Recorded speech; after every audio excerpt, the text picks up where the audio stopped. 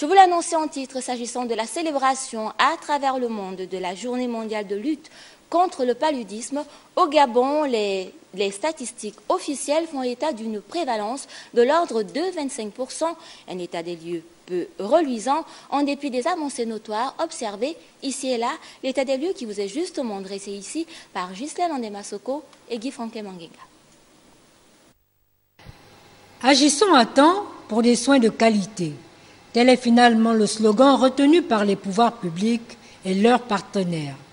Elle revêt toute son importance, cette exhortation, au vu de cette terrible réalité qui persiste dans notre pays s'agissant du paludisme.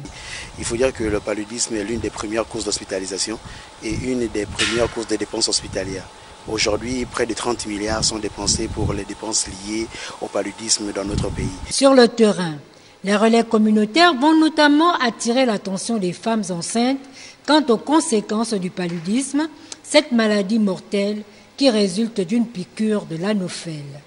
Les conséquences liées au paludisme chez la femme enceinte commencent déjà par l'anémie. Et cette anémie peut être aggravée par le paludisme, ce qui va entraîner non seulement cette anémie, mais aussi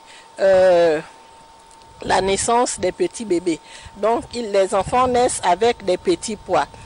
Il y a également ce que l'on peut appeler des accouchements prématurés, donc des enfants qui naissent avant terme. Autre temps fort de cette mobilisation, un peu partout dans les différents sites, il y aura la distribution des moustiquaires imprégnés, des prestations d'artistes et des sportifs. Une kyrielle de manifestations pour rappeler la nécessité de contrer le paludisme qui emporte une personne toutes les 30 secondes d'après l'Organisation mondiale de la santé.